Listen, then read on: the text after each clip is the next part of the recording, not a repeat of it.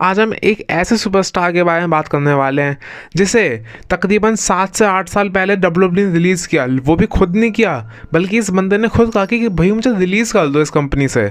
और आज वो बन चुका है the face of the WWE.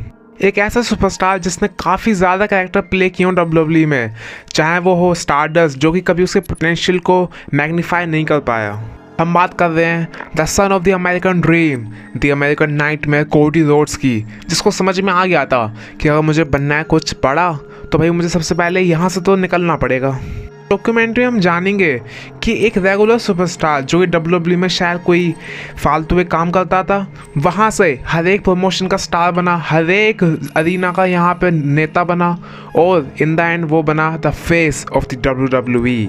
वो इतना बड़ा बंदा बन गया कि विंस मैकमैन डब्ल्यूडब्ल्यूई का सीईओ खुद फ्लाइट पकड़ के गए उस बंदे को मनाने कि भाई तू आजा मेरी कंपनी में। तो शुरू करते हैं the story of a man who is undesirable but now has become undeniable, Cody roads.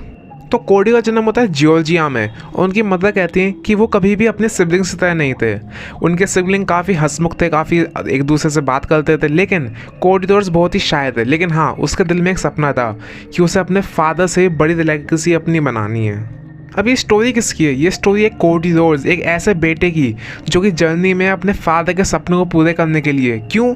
क्योंकि जब उसका फादर लायक था उसे वो मौका नहीं मिला, और वो चाहता है कि वो इस चीज़ को खुद हासिल करे और अपने फादर को एक ट्रिब्यूट दे।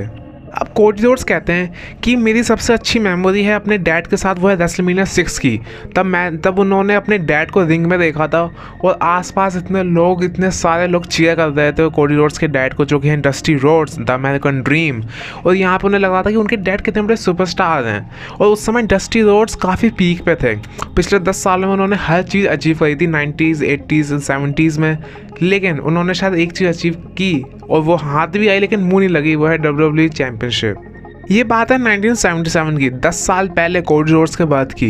उन्होंने मैडिसन स्क्वायर गार्डन में डब्ल्यूडब्ल्यूई चैंपियनशिप जीती, लेकिन कैसे जीती? वो जीती काउंटडाउन की वजह से। अब काउंटडाउन में टाइटल चेंज तो होता नहीं है।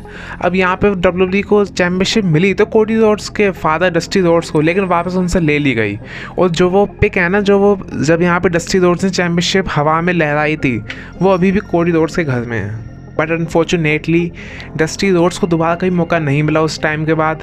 और हाँ, अब यही तो सपना है कोडी रोड्स का कि वो टाइटल जीतें और अपने फादर को दें। भले ही वो शायद फिजिकली उनको नहीं दे सकते, लेकिन हाँ, उनको वो मेंटली, फिजिकली, सोल से ट्रिब्यूट दे सकते हैं जब वो ये टाइटल जीतेंगे।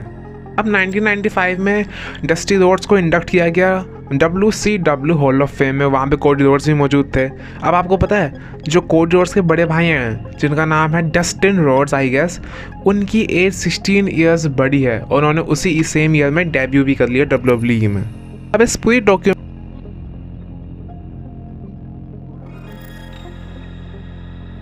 में हमें एक बात कंफर्म होती है कि कोडी रोड्स अपने फादर के साथ बहुत ही करीब थे।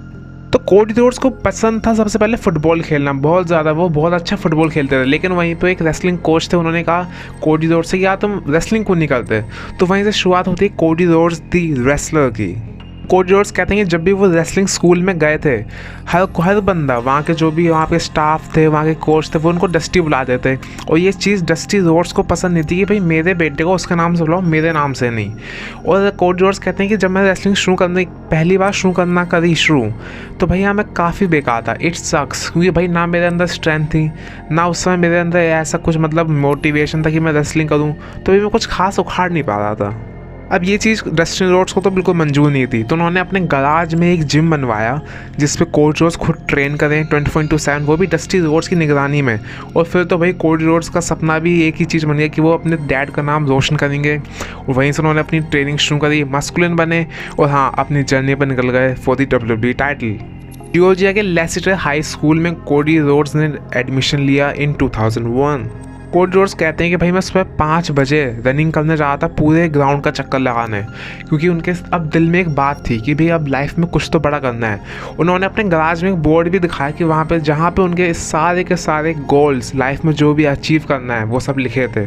अब कोडी रोड्स ने पहली फतह हासिल तब करी जब उन्होंने अपने स्कूल के एक सबसे बड़े रेसलर को हराया, और उसमें उनके कोच थे स्टीव डेव। वो बताते हैं कि उनको वहीं से यकीन हो गया था कि कोडी रोड्स जैसा बंदा एक दिन बहुत ही बड़ा रेसलर बनेगा, क्योंकि वो एक बहुत ही बंदा जो कि डेडिकेटेड था, पैशनेट था प्रोफेशनल रेसलिंग के लिए। यहीं से धीमे धीमे कोडी रोड्स, जिनका पहले नाम था कोडी रेनल्ड्स, वो बनने लगे बहुत ही ज़्यादा फेमस।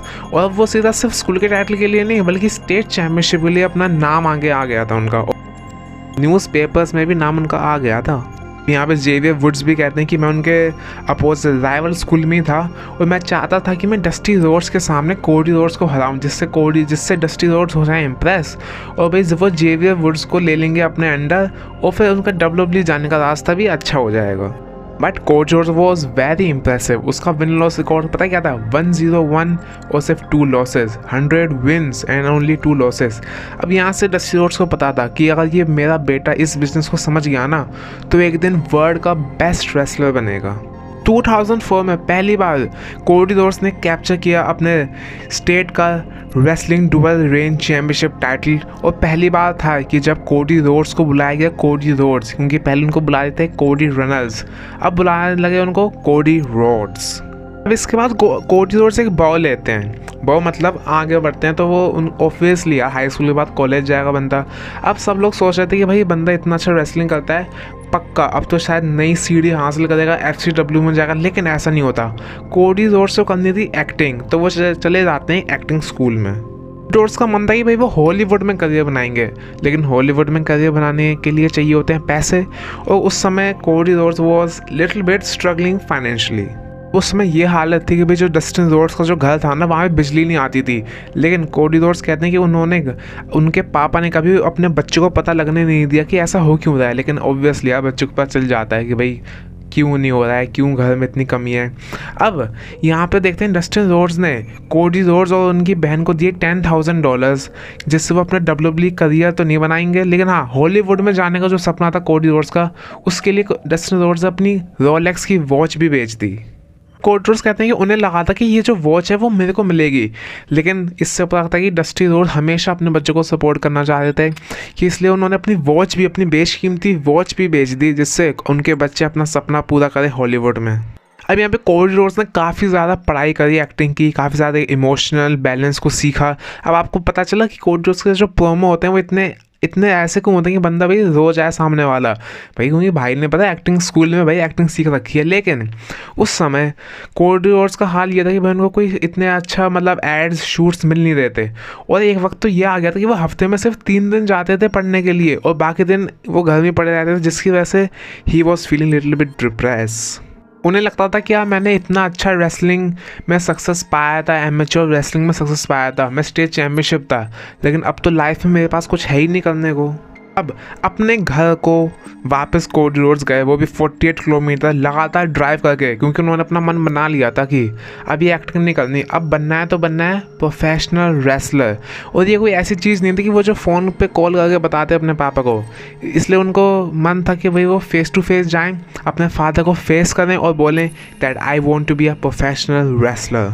तो जब कोडी रोड्स पहुँचे अपने फादर के पास 2006 में, तो डस्टी रोड्स कहते हैं ठीक है, अब जब तेरा मन है रेसलर बनने का तो तू बन भाई, लेकिन अपने दिमाग में ये चीज़ ध्यान रखियो कि तू बनेगा तो सिर्फ best wrestler in the world बनेगा। अब कोडी रोड्स के साथ जो इस रोलर कोस्टर लाइफ में की जर्नी में वो जो जाने वाले थे वो काफ़ी कह सकते हैं एकदम अनप्रेसिडेंट होने वाली थी। कैसे हुआ, कितने सारे कैरेक्टर कोडी रोड्स ने प्ले किए, कैसे उनका WWE से एग्जिट हो गया, ये सब हम जानेंगे नेक्स्ट एपिसोड में। तो इस वीडियो में इतना ही, इसका नेक्स्ट पार्ट पे कुछ जल्दी आने वाला है। मैं मिलता हूँ आपसे अगली वीडियो में, तब तक के लिए आई